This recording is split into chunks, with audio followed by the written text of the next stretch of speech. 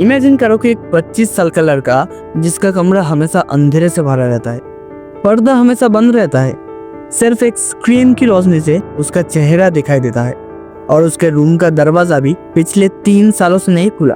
उसने किसी से बात तक नहीं की, ना माँ से, ना दोस्त से, ना दुनिया से। जापान जैसे सुपर डेवलप्ड देश में ऐसे 15 लाख से ज्यादा लोग हैं जो दुनिया से कंप्लीटली कट ऑफ हो चुका है। इन्हें कहते हैं हिकिकोमोरी। ये सिर्फ एक सोशल इशू नहीं है, ये एक वार्निंग है हम सबके लिए। तो नमस्कार दोस्तों, आज के वीडियो में हम जानेंगे हिकिकोमोरी क्या है, किस लिए है, कौन कौन इसका शिकार है। उससे पहले आप लोग अगर मेरे चैनल में आए गए हो तो अपने भाई को थोड़ा सपोर्ट दिखा देना, चैनल को सब्सक्राइब कर देना। तो चलिए बिना टाइम वेस्ट के कहानी पे बढ़ते हैं। सबसे पहले तो जान लेते हैं कि हिकिकोमोरी क्या है। असल में हिकिकोमोरी एक जापानीज वर्ड है जिसका मतलब है to pull inward, be confined. लेकिन साइकोलॉजिकल टर्म्स में इसका मतलब है एक्सट्रीम सोशल विड्रॉल, यानी जो डिप्रेशन और एंजाइटी का शिकार होते हैं। इन केस होता क्या है, जो लोग हिकिकोमोरी का शिकार होते हैं वो लोग महीनों तक और कई बार सालों तक अपने कमरे में बंद रहता है। वो लोग स्कूल नहीं जाते, वो लोग कोई जॉब भी नहीं करते और ना ही कोई दोस्त बनाता है।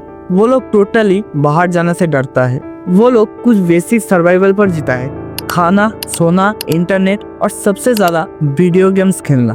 जापान के मिनिस्ट्री ऑफ हेल्थ के मुताबिक अगर कोई व्यक्ति 6 महीने से कमरे में बंद है और सोशल इंटरेक्शन नहीं करता तो उसे हिकिकोमोरी माना जाता है। पर ऐसे कई लोग भी हैं जो 10 से 15 साल से ऐसे ही जी रहे हैं। पर सबसे शॉकिंग बात तो ये है, वो लोग इंसान नहीं होते, वो एडुकेटेड होते हैं, अवेयर होते हैं, लेकिन उनका ट्रस्ट दुनिया से पूरी तरह से उठ चुका होता है। लेकिन अब सवाल उठता है कि लोग हिकिकोमोरी क्यों बनते हैं। वैसे जापान एक ऐसा देश है जहाँ डिसिप्लिन, परफेक्शन और प्रोडक्टिविटी को सबसे ऊपर रखा जाता है। लेकिन जब लोग अनरियलिस्टिक एक्सपेक्टेशन लगाते हैं तो कई लोग उन्हें फेस नहीं कर पाते। पर इसका कुछ मेजर रीजंस भी बनते हैं। पहला, पेरेंट्स प्रेशर। पेरेंट्स अपने ड्रीम्स को अपने बच्चे पर थोप देते हैं और बच्चे जब उन ड्रीम्स को कंप्लीट करने में फेल हो जाता है तो वो अपने आप को हाई गिल्टी समझने लगता है। दूसरा, social anxiety and fear of judgment. Japan में फेलियर को एक्सेप्ट नहीं किया जाता। एक बार फेल हुए तो समाज आपको रिजेक्ट कर देगा और इसी के चलते कई लोग डिप्रेशन और एंजाइटी का शिकार होते हैं। तीसरा, एम्प्लॉयमेंट प्रेशर। जापान में जॉब एक रूथलेस है, long working hours, zero flexibility और ज्यादा कंपटीशन। हर कोई इस प्रेशर को हैंडल नहीं कर पाता। चौथा, टेक्नोलॉजी एस्केप। जब दुनिया रिजेक्ट करती है तो इंटरनेट एक्सेप्ट करती है। गेमिंग और एनिमे वर्ल्ड में लोग अपने रियलिटी से भाग जाते हैं। लेकिन हिकिकोमोरी एक मेंटल हेल्थ क्राइसिस है जो सोशल एंजाइटी और रिजेक्शन से पैदा होता है और धीरे धीरे इंसान को अपने रूम तक सीमित रखता है।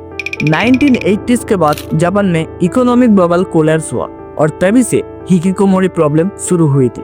उस टाइम पर एक जनरेशन का फ्यूचर अनसर्टेन हो गया था और इसके बाद लॉस्ट जनरेशन का टैग लगा उन लोगों पर जो जॉब्स नहीं ढूंढ पाया। और फिर 1990 से 2000 तक ये प्रॉब्लम छुप छुप के बढ़ती गई। जब एंटरटेनमेंट और होम एंटरटेनमेंट ग्रोथ ली तब लोगों का बाहर निकलना और भी कम हो गया। उस समय 2020 में कोविड-19 ने इस प्रॉब्लम को और भी फ्यूल दिया और इसी वजह से लोगों का आइसोलेशन एक हैबिट बन चुका था।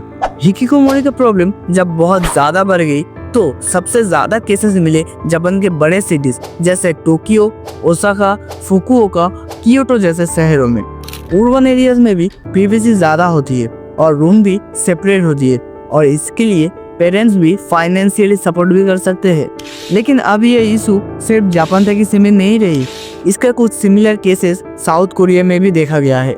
इटली में भी ऑल्डर जनरेशन अपने घरों में लॉक हो रहे हैं। इवन यूएसए में भी पोस्ट पैंडेमिक और सोशल एंजाइटी के कारण यूथ में आइसोलेशन बढ़ रहे हैं। लेकिन जापान में ये इशू इतना ज्यादा इंटेंस है कि इसके लिए वहाँ के सरकार नेशनल बजट एलोकेट करता है।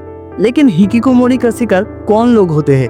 मोस्टली इसका विक्टिम्स होते हैं टीनेजर्स 15 to 19, स्कूल प्रेशर्स और बुलिंग। दूसरा, यंग अडल्ट्स 20 to 39 के एज का, job stress, failure, relation breakdowns की वजह से। तीसरा होता है मिडिल एज जो 40 to 59 की एज का है, जिसे कहते हैं अडल्ट हिकिकोमोरी। और सबसे शॉकिंग बात तो ये है, अभी के जो केसेस मिल रहा है वो 60 to 70 ईयर्स ओल्ड के भी है। इनके पेरेंट्स भी साइलेंट सफर होते हैं, कुछ तो अपने बच्चों का ख्याल रखते रखते भी गुजर जाते हैं। उन्हें कहते हैं 8050 प्रॉब्लम। जब 80 साल का माँ बाप 50 साल के हिकिकोमोरी बच्चे का ख्याल रखते हैं। This is just not personal pain, ये एक नेशनल क्राइसिस है। जापान की गवर्नमेंट हिकिकोमोरी का इस क्राइसिस को दूर करने के लिए कुछ यूनिक स्टेप्स लिए हैं। पहला, रेंटल सिस्टर ब्रदर्स। इनमें होता क्या है, प्रोफेशनल ट्रेंड लोग जो हिकिकोमोरी से दोस्ती करता है, ट्रस्ट बनाता है और उन्हें सपोर्ट देते हैं। दूसरा, रिहैबिलिटेशन सेंटर, जहाँ हिकिकोमोरी लोग ग्रेजुएटली इंटरेक्ट करना सीखते हैं, गेम्स, थेरेपी, आर्ट्स, इन चीज़ों में। तीसरा, ऑनलाइन रिमोट वर्क प्रोग्राम्स। इसमें होता क्या है, फ्रीलांसिंग, आईटी जॉब्स या वर्क फ्रॉम होम सेटअप्स जो इन लोगों को प्रोडक्टिव बनाते हैं बिना उन्हें फोर्सली सोसाइटी में धकेलने के। चौथा, एनजीओ इन्वॉल्वमेंट।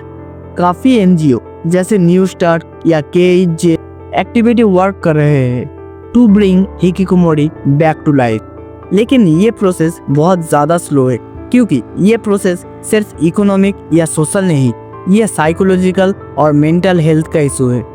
समझ जब प्रोग्रेस करता है तो हमें लगता है सब परफेक्ट है, लेकिन वही परफेक्शन के पीछे कई लोग टूट जाते हैं। हिकिकोमोरी हमें ये सिखाता है कि डेवलपमेंट का मतलब सिर्फ जीडीपी नहीं, मेंटल हेल्थ और अवेयरनेस भी उतना ही ज़रूरी है। शायद जापान भी आज इसी दौर से गुजर रहा है, कल इंडिया या दूसरे कंट्री भी इसी रास्ते पर जा सकता है। सो नेक्स्ट टाइम अगर आपके आसपास कोई ऐसा दिखे जो अपने आप में खो गई है, तो उसे बस एक बार पूछना, आर यू ओके? शायद तुम्हारा ये एक सवाल उसका पूरा जीवन बदल सकता है। और यहीं पे हमारी ये वीडियो ख़त्म होती है। अगर वीडियो आप लोगों को इन्फॉर्मेटिव लगा हो तो लाइक, शेयर एंड सब्सक्राइब ज़रूर करना और बेल आइकन को ऑल पे सेट कर देना। मिलते हैं अगले वीडियो में एक नया टॉपिक के साथ।